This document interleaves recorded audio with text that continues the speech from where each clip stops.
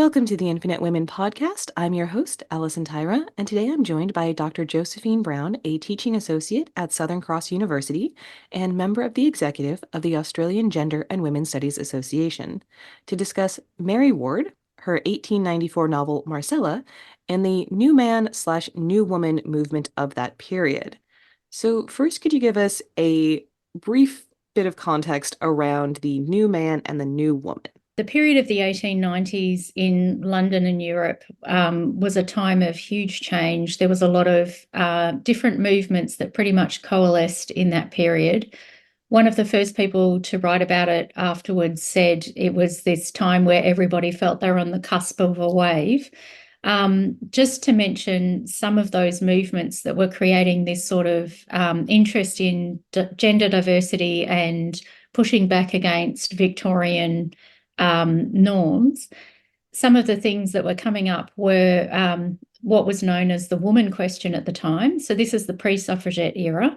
And the woman question was really highlighted as the marriage question. There was a surplus of females at the time. So there was an issue with, well, what are we going to do with the surplus women in the country? There was also a big interest in marriage and motherhood because the Contagious Diseases Acts had really raised a profile that engaged a lot of women politically, because it raised this idea about syphilis and about syphilis contagion. Because as you probably know, men were allowed to go and sow their wild oats, so to speak, but women were to remain pure before marriage. So we're talking middle class, upper class women. And what this resulted in was, number one, girls were ignorant about sex and sexuality. But number two, they were often married to syphilitic men. They got syphilis themselves and they gave birth to syphilitic children who often died. And the mothers also often died. And a big part of that problem was because their male doctors were protecting their husbands, so the men were getting treated, but the women weren't even told that they had syphilis. And women didn't even know that this existed. Like, it actually, the Contagious Diseases Acts and the whole rise of this awareness of syphilis is credited with the burgeoning engagement of women politically, like a big part of the whole women's movement that eventually led to the suffragettes and the demand for the vote. And at the same time, there was a movement about aestheticism that had arisen in the middle of the century. So that was very much about beauty and art for art's sake. It went into things like the decoration of homes. So again, this is very much a class issue. It's a middle class, upper class. The decoration of homes, the wearing of aesthetic dress. There was the rational dress movement that was founded in the 1880s as part of all of this. Oscar Wilde's wife was one of the co-founders of that movement.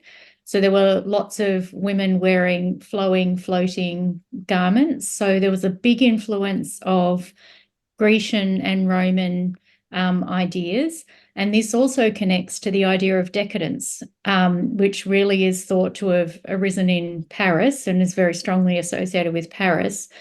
But the decadent movement arose out of the aesthetic movement. And we're really only starting to get a handle on the decadent movement. That's really a huge area of research at the moment. Which was a fear that society might be about to collapse, that this could be the end of an age or the end of an era. So the association there was with the collapse of Rome, collapsing civilization.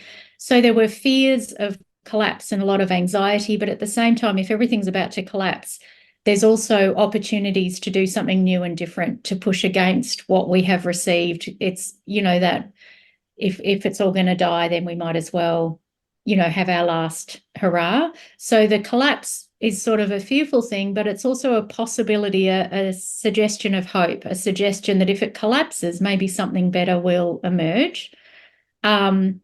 So there's also an interest in utopias because of this, like that there's a big interest in socialism. There's big, strong movements towards socialism and a burgeoning utopian storying in the literature, but there's also, of course, worries about dystopias. So because of Darwin's ideas having really impacted the middle of the century, contemporaries said that by the 1870s, 1880s, you had to take a position on Darwin. So there was a collapsing belief about God and God determining the universe, Christianity being that sort of moral founding understanding of life and of gender and of family life and even imperial life, the British Empire. So with that, many people took on that, yes, that Darwin was correct and there was this evolution. So then out of that, of course, emerges, number one, ideas about eugenics, that we have to purify the race. We have to, if we're evolving, we have to make sure certain people breed with other people, which again connects to the Contagious Diseases Act. But there's also a corresponding fear about degeneration. So there was a book written that was very influential by a German physicist in the middle of that decade, and he wrote about the degenerates, and Wilde was taken as a key degenerate, Oscar Wilde, Ibsen.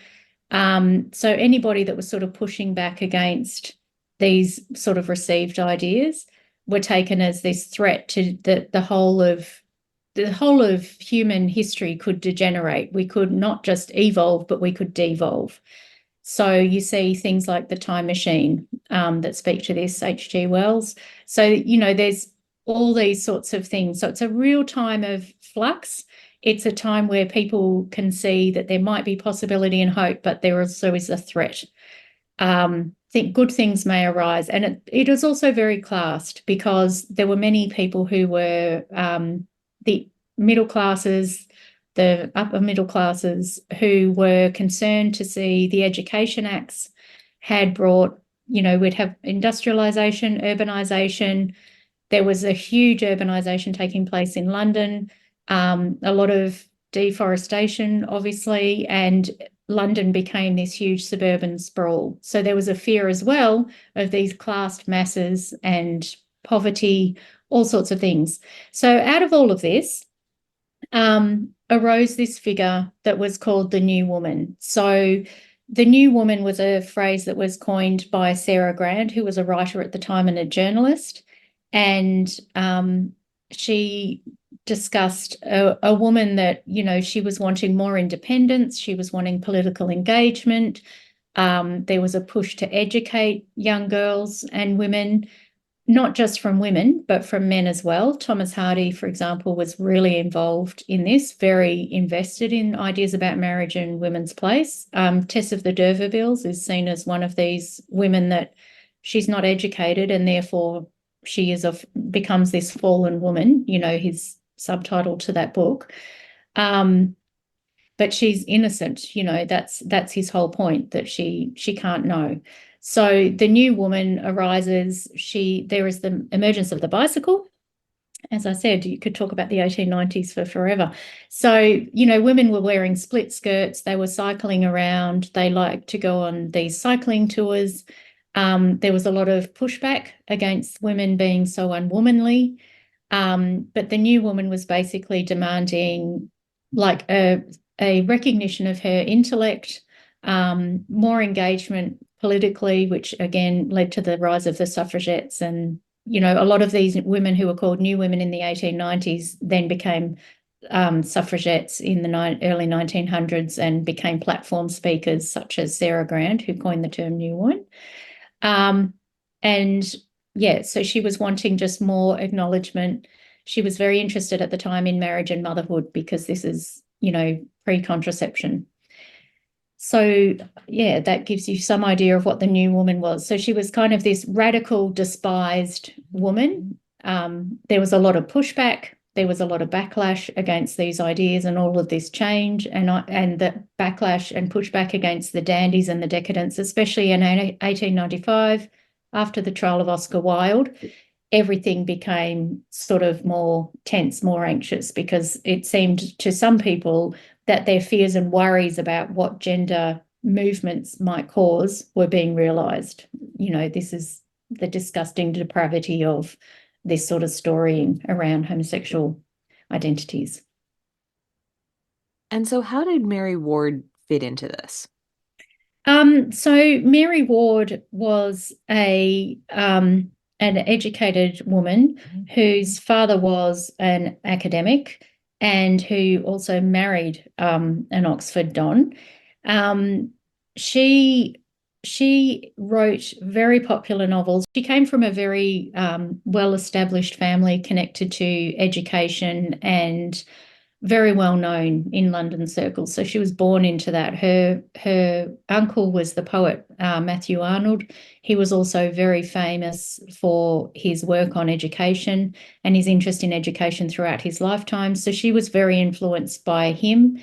But her parents also, her father went through various conversions between Anglicanism and Catholicism.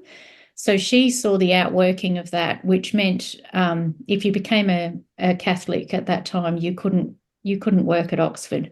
You had to subscribe to the 39 Articles of the Anglican Church in order to, work in that field. So she saw his religious progress as deeply threatening, like plunging the family into poverty. I like to think that we can reclaim Mary Ward because she was born in Tasmania. It was very exciting. So she was born in Tasmania while her father was working there. And then they moved back to England when she was a child. There is another very well-known woman writing on New Women, George Egerton, at the time, Mary Dunn. She was also born in Australia. So I'd like to reclaim her too, because it's very exciting to have these connections. There was also a lot of influence for George Egerton from Scandinavian writers. So the Scandinavian writers were seen as pretty controversial. So Mary Ward had a sort of difficult childhood because of the religious conflict between her parents. So she was very interested in Darwinian thought. She was really interested in how, the ways in which, in a really everyday way, Darwin's ideas were conflicting with Christian ideas and forcing people to make changes, forcing people to reconsider their lives. A whole, it's hard for us to really comprehend, but this huge restructure of who you are in the world, what your purpose is, how and why you were born, and what it means after you die. I mean, it was very existential. So she first rose to prominence by writing these books that were really focused on those religious issues. And predominantly, because she was educated, it was predominantly about the conflicts. For example, her book, Robert Ellesmere, which was published in 1888, was about an Anglican minister coming to accept and realise that the Bible wasn't literally true, and that we needed to liberalise Christianity. So the interest there, and this is why it matters for the 1890s and how she wrote about the New Women, the interest there is in things are changing, but the changes are huge and they have potential massive ramifications. But we need to work out how we might be in the future. So she's really interested in how people can get their heads around this sort of really new way to be in the world, and then what the implications are for the social world. So she is quite progressive in that she is really, when she's thinking about poverty, urbanisation, these sorts of things, socialist aims and ideals, she was very interested in all these intellectual discourses going on at the time. She's really interested in looking at the fact that urbanisation itself has created various problems. Industrialisation has created problems that if you suddenly put thousands of new people in London to run factories, there will be problems of poverty and, violence and all sorts of issues that are caused by the external situation, not by the individual. So this is very different because the sort of traditional Christian, mid-Victorian tradition had been blaming the individual. So she had that very socialist-oriented view that was much more about this is the conditions under which the individual is forced to live. So in sociology, we talk about that as a structural issue rather than an individual issue. And that was a really, sort of progressive thinking at the time. And so when she wrote Marcella, it came out in 1894. Mhm. And my understanding is that it was extremely popular, but it's sort of been dismissed by critics. So can you tell us about that? Yeah. So Marcella is a book that is actually about a new woman. It's about a young woman who is influenced by socialism, lives in London for a while, knows some socialists, joins their organization, goes to the lectures, is very influenced by that. But then her father inherits her uncle's property, and she becomes sort of a middling aristocrat. And it's her desire to change her community and, her compassion for the circumstances of people living in poverty and in terrible conditions on the property that her father now owns that, is really the focus of the book. So it's very much a socialist agenda. She was recognized as a new woman, Marcella. Um, the reviews at the time all said that it was a radical book. Obviously, it got a lot of attention because she was already a best-selling author. But it was seen as a radical book talking about the radical new woman. And really, one of the key things that one of the reviewers said from the Times was that every young woman in England will read this book and get very excited, recognizing in its pages that this is me. This is me. This is what I am thinking, and this is what I am feeling. And I think just that comment in such a prestigious journal at the time is really significant, because to me that says that it's really important to pay attention to what is being said in this book by this author, because that character was recognized as, very much up with the new woman, socialist, progressive, very excitable, very keen to change the world, very keen to be politically involved, talking about acts of parliament, all sorts of things. And yet we now hardly ever hear about this book. After the 1890s, Mary Ward was asked to be the president of the Anti-Suffrage League. So she agreed to do that. And they basically wanted a female figurehead for that so that they could push back against the Votes for Women. And I think because she agreed to do that, even though that only lasted for a couple of years and then the men took over, the Men's Suffrage League and the Women's Suffrage League joined up as one organisation, and the men led it.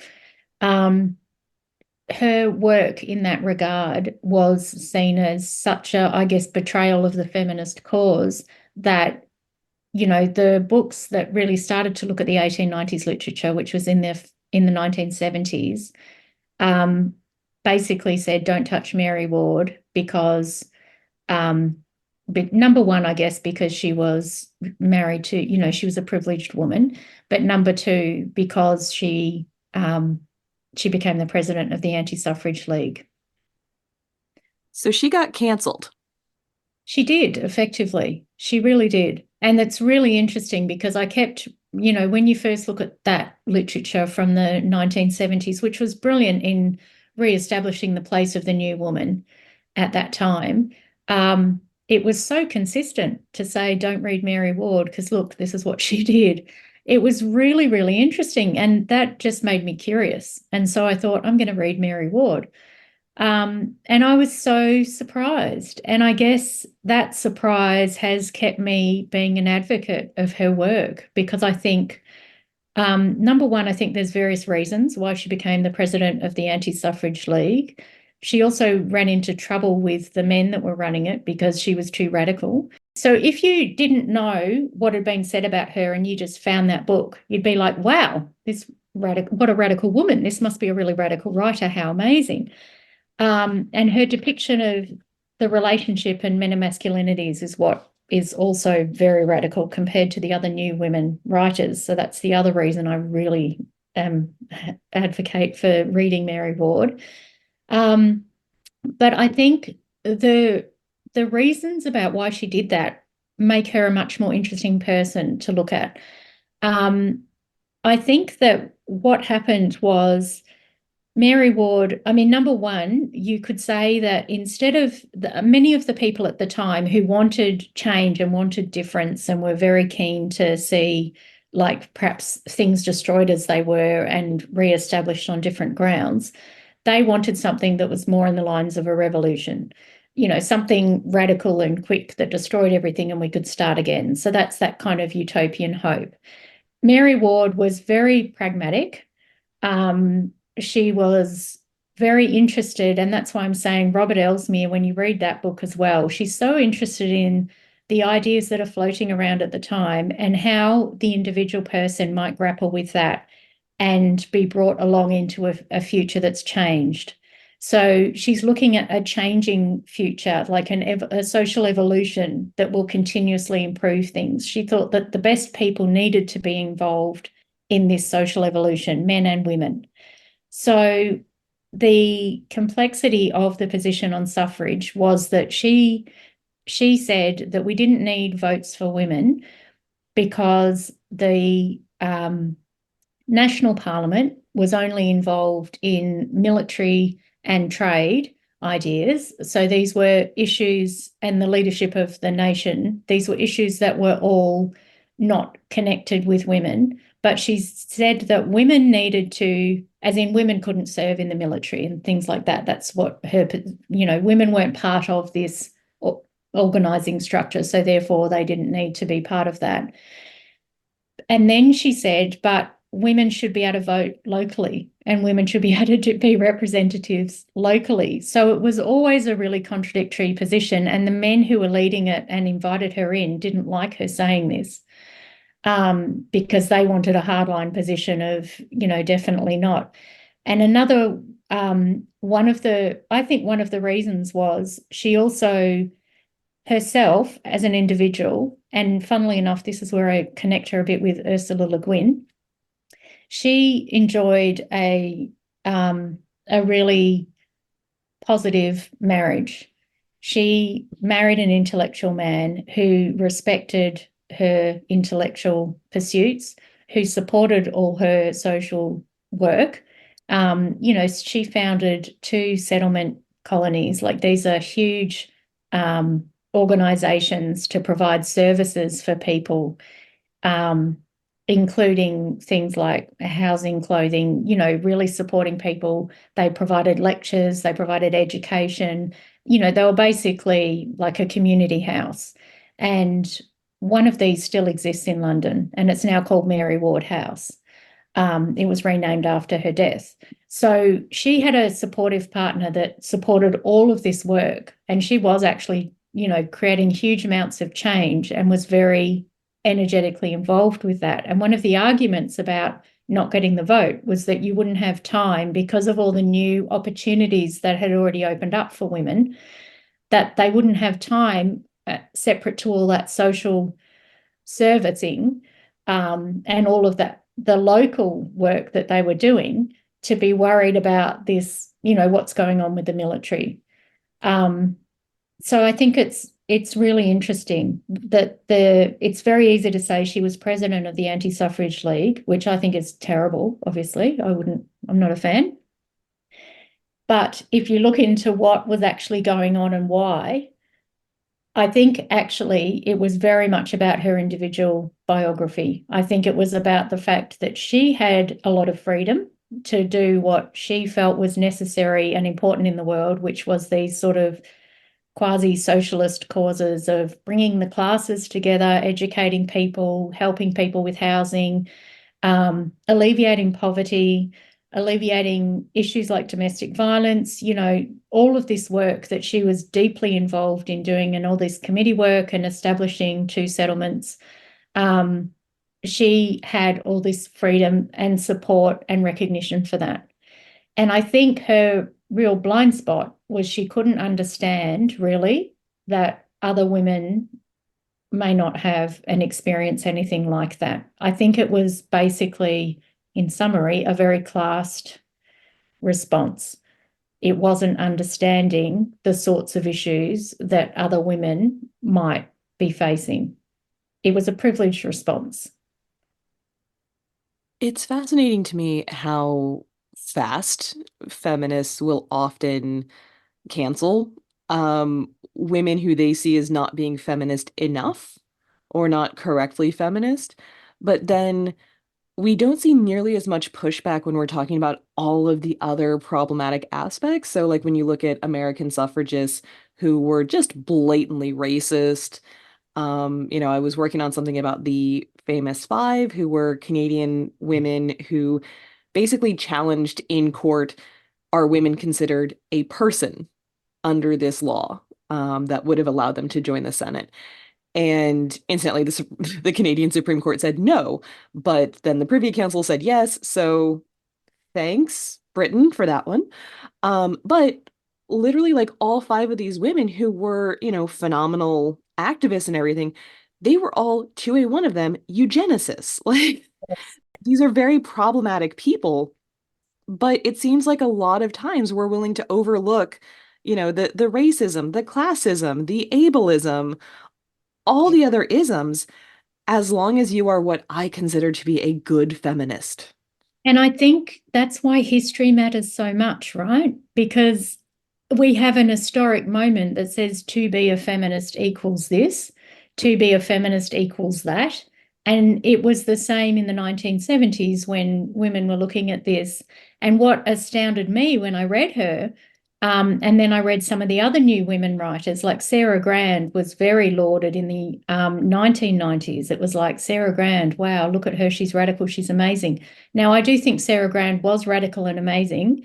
And reading her journalism is quite incredible. Often you think, wow, you could republish that now and it could be read now, which is sort of depressing. But just it's a reminder to be humble as well, that we're not better and superior because we're living 100 years after these women.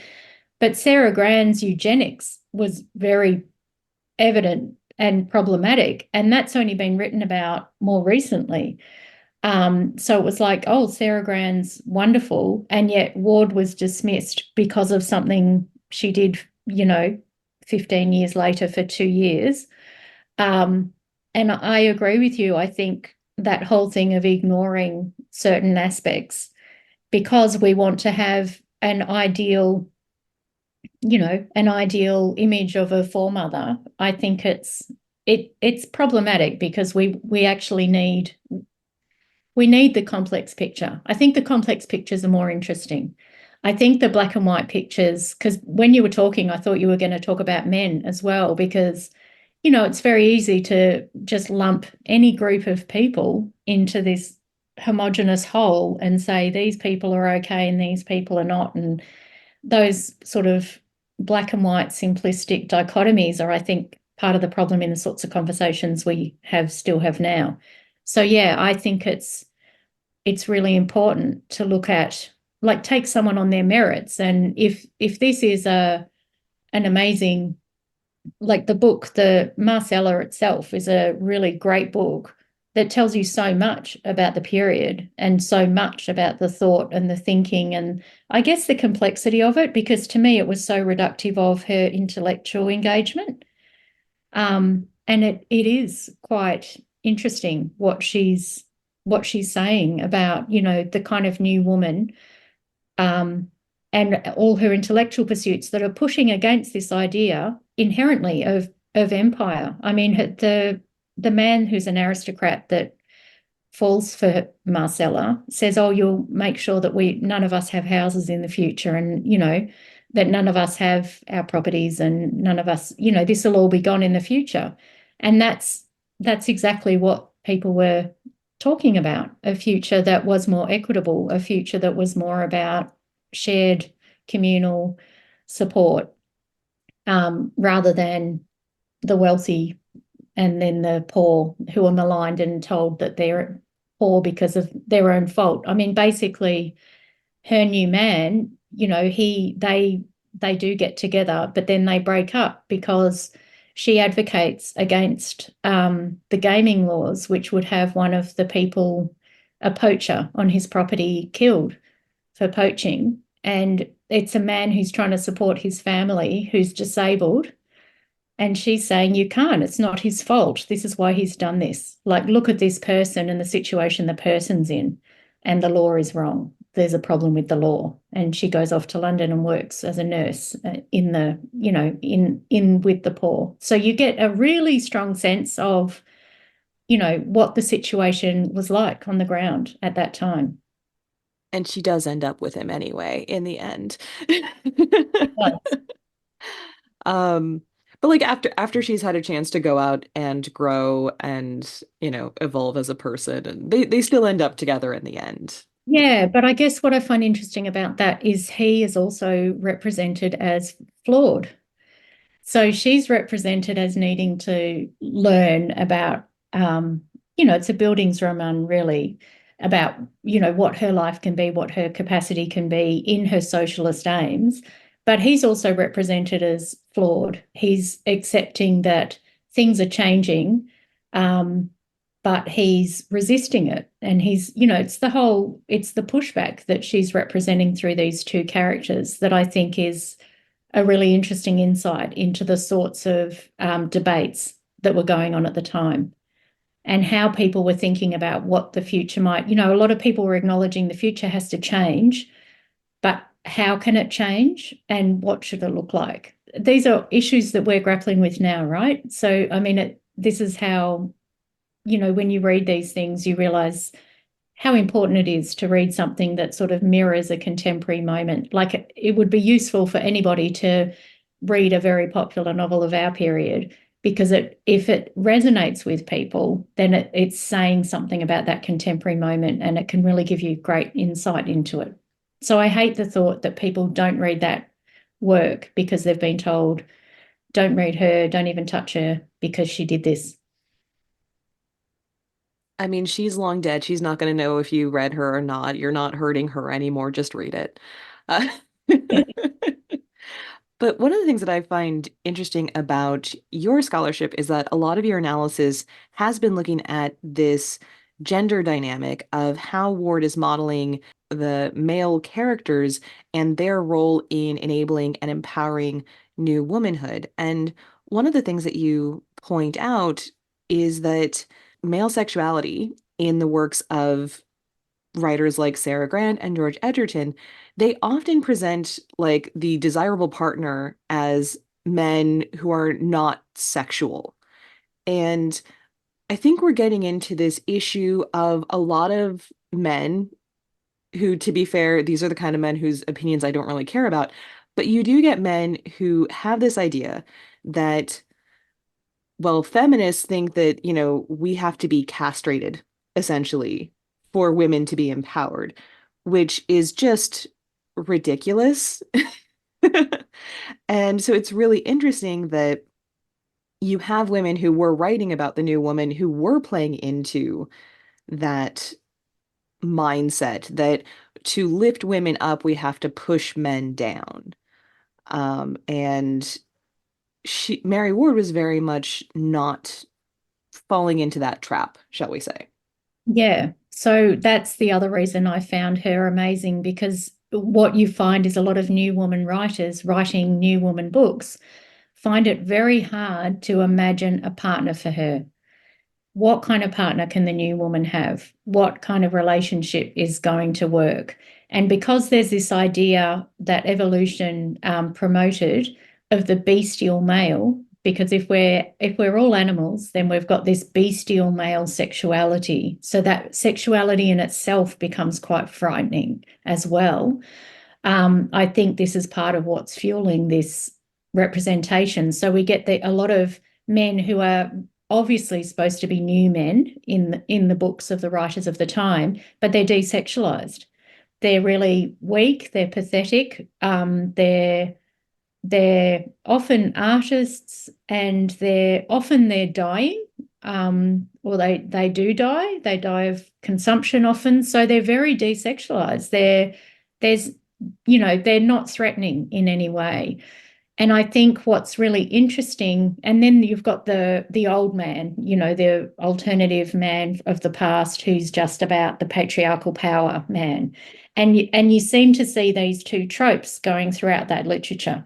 This is the man. Oh, we want a man that's much more gentle, that's not patriarchal, that can connect with women, that often has a really good friendship with a new woman, like this new man. You have a really good friendship with a new woman, but there's no, the new women find it really difficult to give him a sexuality. I'm just wondering, is this the origin of the overly feminized gay best friend trope? It might be. It might be. I mean, the idea of the artist, yeah, it's a very interesting thing when you trace it, this idea of this desexualized artist or this consumptive man who can be this great friend for women. So there's obviously this desire for connection and friendship, isn't there? But it's like this dilemma of what do you do with his sexuality? Yeah. So I guess that's how the gay friend is supposed to be a substitute for that, isn't it? So Mary Ward, um, she provides an alternative, and her alternative is actually to look at the most powerful men of the time. So she writes about two men in particular that I look at in her works of the 1890s. She writes about Aldous Raeburn in Marcella and in the sequel Sir George Tressady. And then she writes about Helbeck of Bannister in a book of the same name. And these are both men who are aristocrats. So they're the most privileged men of their time, but they're both represented as having a sexuality, embracing a sexuality, and also desiring above all a new woman. And I find that really, really interesting. And I think it's a departure from the sorts of storying of men that other new women were doing. And again, that was one of the things that struck me when I did read Ward. It's like, well, hang on, she seems to work with this dilemma in a different way. And again, I think this is influenced by her own experience. I think she had a positive experience, and it's sort of represented in her work. And it does contrast with a number of other new women writers who, like Sarah Gran, for instance, was married at 16 to a widower who was 40, and he worked with the army as a medical officer. So that's how she got all her information about syphilis. She was reading medical textbooks. But she became stepmother to a 12 and an 11-year-old boys when she was 16, had a child with him, lived with him for 20 years and raised their son. And then that wasn't even her birth name. She then left Ireland, re-emerged in London as calling herself Madame Sarah Grand, and set up life as a writer. So, and she ended up Mayoress of Bath down like at the end of her life. But she didn't have a partnership. And George Egerton as well had a lot of relationships with men, and broken love affairs and things that she found difficult. But again, I think that the fact that they are struggling to find a man that can be a good mate to the new woman is, really instructive. And I think Ward finds this new man, but she finds it in an unexpected place. And I guess, you could read that as, oh, well, he's, that's a regressive thing to think about these people that are gentry. But the other way to read it is these are the most powerful men in the society of the time. So these are men who are, really powerful and educated, and yet what they most desire is a new woman. And the new woman, it's to be an intellectual equal. It's to push against him. She represents these relationships as very intellectual, like they're very much a debates and discussions, and it's not a simpering kind of femininity. It's a really radical, mouthy, strong, educated, interested, engaged, pushing her own ideas against his ideas. Yeah, and I think she presents him as needing to master his own privilege, I guess we'd say now, and his own sexuality in order to be good enough for her. So she's doing it in both directions. She's, I think what she's doing with power in those relationships is really interesting. And I think it really departs from a lot of the other writers at the time. And so something that I find really fascinating about this even today is it's not a question of, oh, it's all about, she gets married in the end and that's her happy ending and a man finds her attractive and it's not about that. It's about the balance. It's that she is choosing him, he is choosing her for their own reasons and with clear eyes. Like they understand who the other person is. They're not going into this naively because as you were saying, one of the core issues of the new woman is that this innocence hurts women. I feel like even today, with toxic, what we now know as toxic masculinity, I feel like that's something that they were touching on this idea that they were thinking that masculinity, in the way that it was displayed and perceived, is this, strong, horny, powerful man that is masculinity. And I feel like they were looking at the idea that masculinity itself was toxic, which we know is not the case. And so Mary Ward was saying masculinity is not toxic. It doesn't have to be toxic.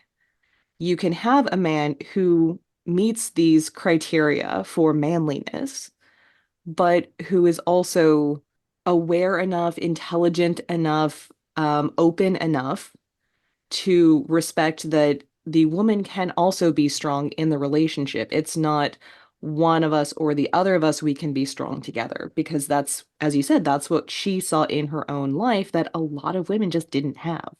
Yeah, I think it's a reflective masculinity. And I think the key thing is, as I said, that both of them have to change.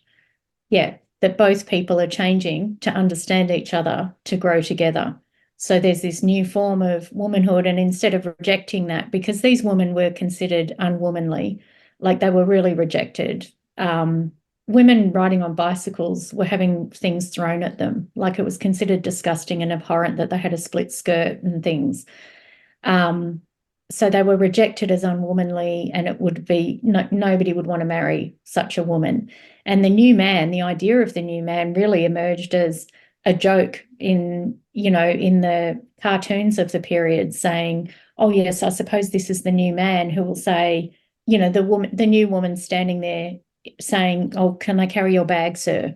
And so he's being mocked as weak and pathetic. Oh, this is the new man that the new woman needs. So basically, a reversal. And that's the very simplistic thing, isn't it? The first step is this idea of reversal. And I think we still go through this today, like, yeah, that we think of reversal. Whereas I think she's got a very humanistic vision. She's got a vision that's not so focused on that obsessing over gender, and she's more interested in, despite power arrangements and traditions that we've inherited, how might two people come together? And how might the new woman be accommodated? And how might a new man have enough space to develop as well, to be a heterosexual friend to the new woman? Because I agree with you. I think there was a lot of, like, the Yellow Book that emerged in the 1890s, which was a periodical that was really popular at the time, that had a lot of new women writers and a lot of queer writers, and there was a lot of decadence and stuff associated with that. So there was this connection of new women and the decadence and the queers and the aesthetes and things. But, where was the space for a heterosexual masculinity? So that was kind of being pushed aside. And she's showing how this might be possible. Whereas George Gissing, George Gissing, who actually was a man rather than a George who was a woman,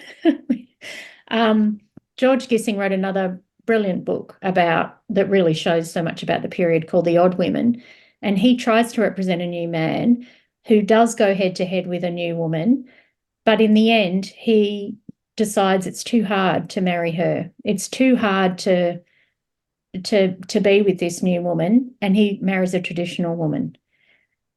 So I think people are trying to imagine what masculinity might emerge to be a really adequate heterosexual marriage relationship, with a new woman. And I think she grapples with this in a really interesting way. And when we're talking about, some of the things that they were talking about then, unfortunately, are still issues today, you still see people insulting men by implying that they are feminine, by implying that they are weak, which often seems to be tied to the gender constructs around masculinity and femininity. So things like men being emotionally vulnerable, men crying, men talking about their feelings, all things that, from a psychological standpoint, just seem, healthy to someone like me. But these are still so deeply entrenched with stigma around men being what is considered in that construct to be weakness. Yes. And I think that whole idea about power is very interesting because um, you could also say that the men who are enabled to be like have more flexibility in their masculinity are men who are already more powerful. So what we find today, for example, I've also done research on single fatherhood. And so the movements and constructions around fatherhood, we find that men who tend to stay home um, and spend time caring full time for their own children, for example, are, well, for a start, there's always been working class men where that's just a norm, um, where it's, shift work and shared arrangements of parenting. But um, for men who are more educated, they've already established themselves in their careers, and then they tend to take off time, which actually increases their status. So it's still very connected to power arrangements rather than that, there's as much vulnerability in fatherhood as there is in motherhood. So it's still considered to contribute to the construction of power for a man to take on looking after his children. It's not a normalized thing. So I think it's really interesting when you're mapping. It's very hard to talk, 130 years later, but all of those engagements with power and how men get constructed around that, I think are still very pertinent today. I agree. When we're talking about, it's not just that she got married at the end of Marcella, there was also a sequel that, because of the popularity of Marcella, she actually had to leave London to escape the crowds when the sequel came out. But the sequel is actually digging more into their marriage. So it's not just, here's your happy ending wedding. It's, okay, now we're actually going to look at the state of things in this situation. Yeah, so I think the sequel's interesting because um, she really then is looking at the scope that women of a particular class could have for influence and power, and that's really what she's looking at. Because Aldous becomes an MP, and Marcella and he work together to push bills to alleviate poverty and to basically support union movements and things like this, to unionize so that conditions are better in mines on people's properties and things. So I think it's really interesting that the book, like people began to call girls Marcella. Um, new women were labeled Marcella. She was such a popular heroine, this heroine of this novel, that Ward felt she had to write a sequel. And so it was due to public demand that she wrote a sequel.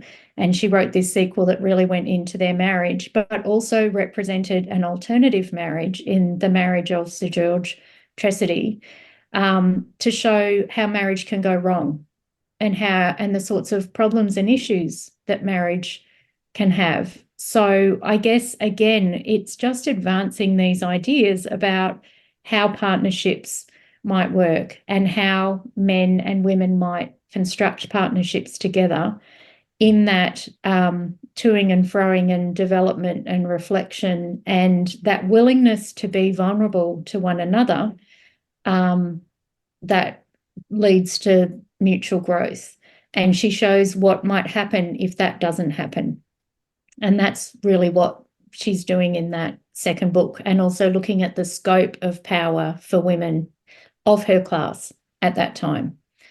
So I have to admit, when we were talking about why she was doing the anti-suffrage thing, obviously, I think we can agree there were flaws in her logic about Parliament only is concerned with military and trade. And I thought that this maybe was just someone who didn't understand how Parliament works, but if she's written this whole other book about how a woman and her husband, who is an MP, could influence things and change things for the better through Parliament, that argument just seems even more nonsensical. Yeah, look, I agree with you, and I think it's very much then about that idea of separate spheres that still persists, and it persists in all the new women books because women were able to start to work, but middle class and upper class women, that notion of marriage and motherhood, they were the key norms for what women could do. So that's why the new women were looking at what can we do within marriage and motherhood, and how can we critique and address and call out the problems in marriage and motherhood, such as syphilitic, the two different ideals for men and women pre-marriage and things like this. So I think that separate spheres thing comes in here because it was very much seen as, these masses in London, the increased poverty, urbanisation, all of these issues, the construction of settlement houses, the running of education programs, the support for women and families in all of that was very much what socialist women were doing, and men. But, this is very much the scope that women's lives broadened out to include this kind of activity that was advancing and supporting social betterment in their terms, right? And so I think they saw that as a really significant, important sociological aim. There was like settlement sociology that developed out of that, that they were collecting information, addressing poverty, examining poverty, researching poverty, alleviating poverty, and that then had to filter up, I guess, in the way that we might think about, you have policy writers and then you have MPs. Somebody's got to be on the ground to collect the information, and somebody then can use the information to change things for the better. And I think, again, because of Ward's privileged personal position, she felt that this was consistent with being unable to vote herself, because she represents the woman having so much influence. Like, basically, they grapple with a thing intellectually. That's a whole lot of what Marcella's about, to come to an agreed position. And so therefore he can represent what she thinks and believes and what she wants to see changed in Parliament. It's fascinating that it just never occurred to her that you can cut out the middleman. Yeah.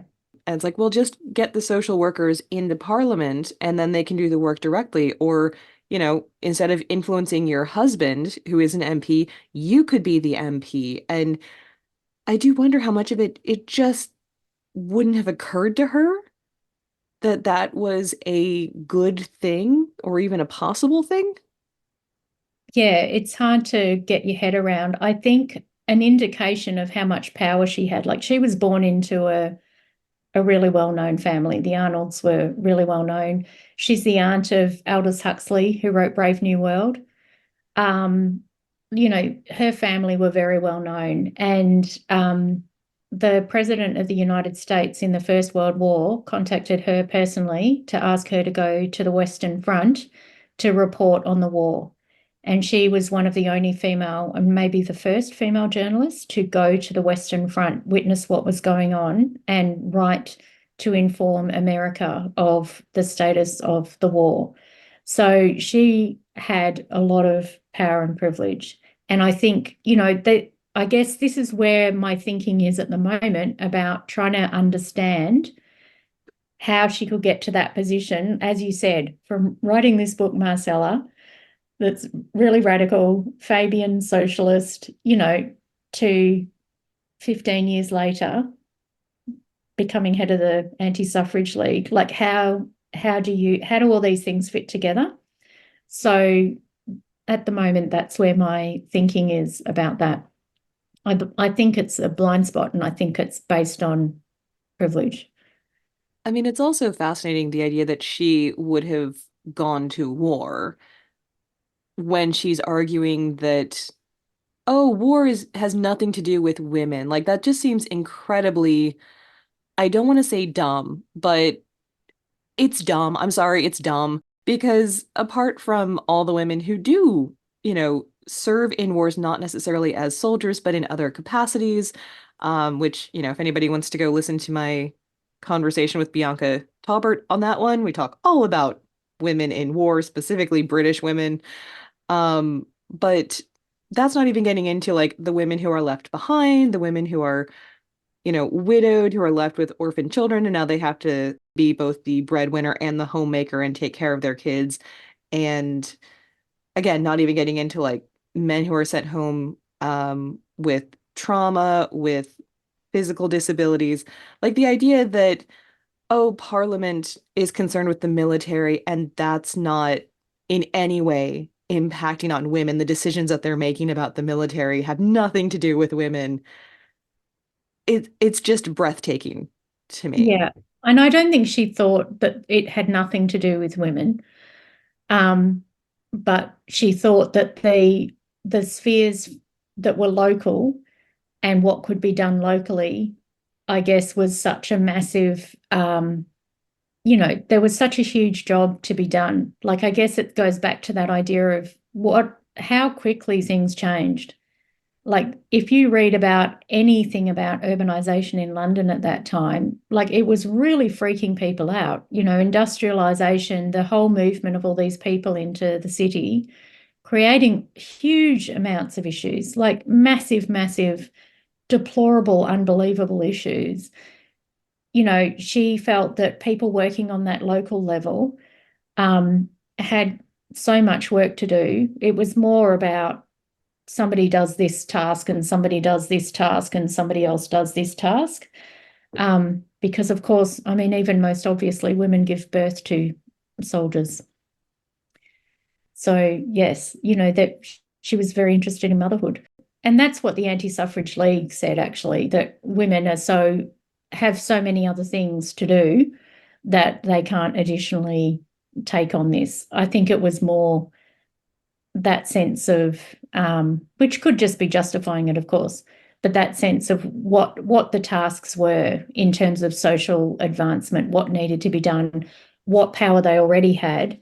Part of the argument of the Anti-Suffrage League was that they actually were listened to because they were founding and very involved in the settlement movement, things like this, and social movements that had been created by urbanisation, that they were listened to more outside of Parliament than if they were inside Parliament, because they were seen as, they were seen as maternal. So they were seen as particularly able to empathise and understand suffering. And they were also seen as neutral. So they weren't seen as aligned politically. So therefore they had a hearing. And that was part of the argument, that there was a particular emphasis given to the voices of women saying this. And again, this is very much about certain women, isn't it? It's privileged women. Who's going to be listened to? It's really not talking to the masses of women. It's not talking to women beyond that, is it?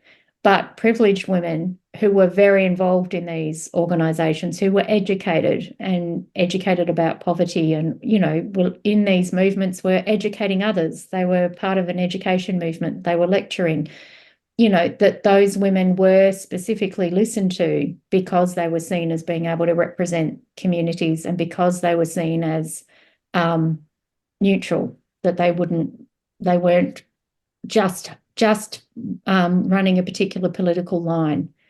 they were concerned for people rather than just running a political line. The idea that you're not on one political side or the other, you're fighting for something that is seen as being separate from Yeah, politics, beyond or should be. politics Yeah. and more important. And I think we still have that happen now where we say certain organizations, they won't be politically aligned because they believe without political alignment, they'll have a better voice to represent a particular group and to get change to happen.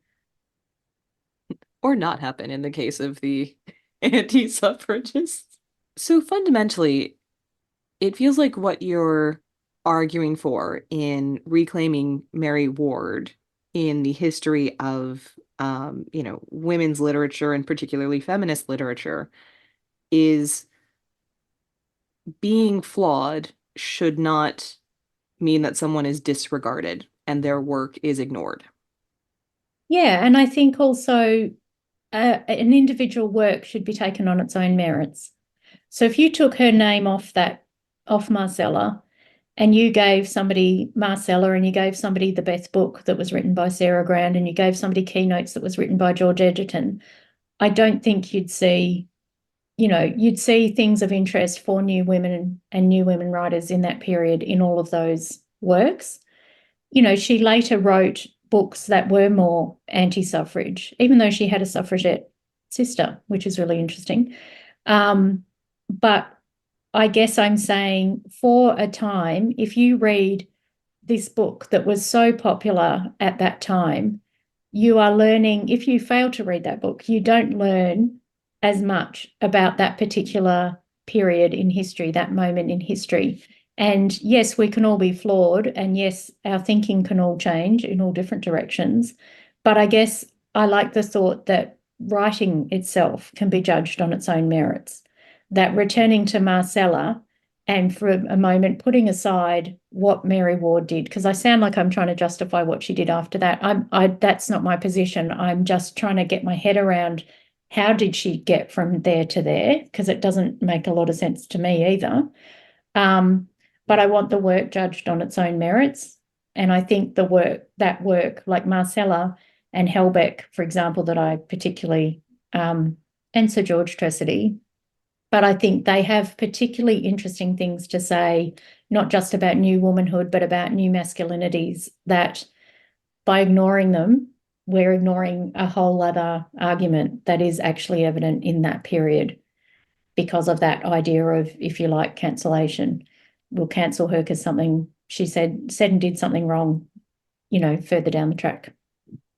Well, and I think something that really needs to be delineated when we're talking about cancel culture, because I do believe that people are not entitled to be supported by fans if they are awful human beings. Like, I think that is actually a core capitalist idea, is that no one is required to buy your album or your new book or whatever it is. But what we're talking about here is not don't buy Harry Potter merch because J.K. Rowling is a TERF and you are literally giving her money.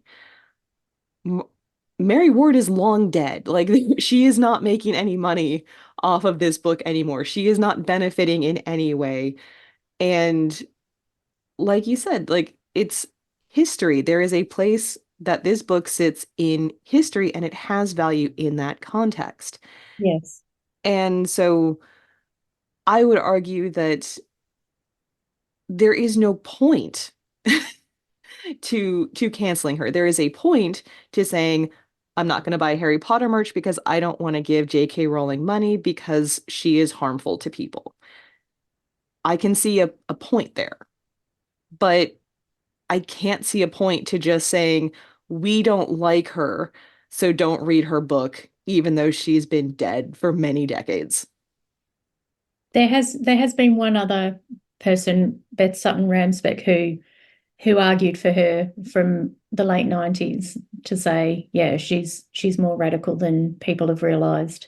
And I guess, the other part of it is I'm super grateful to my feminist foremothers of the 1970s for finding this literature, because if they hadn't reinvigorated our interest in the 1890s for feminist literature and feminist history, I never would have got to those works myself. I would have read all the classic traditionalists that, like in the 1890s, who do we read? We read the men. We read Thomas Hardy. We read H.G. Wells, you know. But perhaps also because I've only touched on a few new woman writers. There was so many new woman writers. The New Woman was the thing of the decade. She was very popular. The New Woman books sold a lot of copies. So there was a lot of writing on the New Women. So perhaps the first of the feminists that went back to read that were like, you've only got so much time in your life in a day, in your scholarship. So, focus on these ones. But as I say, I think it's really good that over time, and that's what happens with everything, over time, there's been more critique of some of those writers that were hailed as, fantastic back then, and more concern about, as you say, things like racism, eugenics in particular, and ableism. That's really, really welcome. So I think it's also just about history, isn't it, that we gradually unpack more and more, and that possibly Mary Ward will be one of these people that people do now start to think about, return to, and see as significant, as you say, in that historic moment. Like, it's really important to understand the 1890s to read the most popular books of the 1890s and the most popular books about new women. Like, I think hers was the best-selling, if not second best-selling, after The Heavenly Twins by Sarah Grant. So it's really significant to read it, to understand that period in history. Join us next time on the Infinite Women podcast, and remember, well-behaved women rarely make history.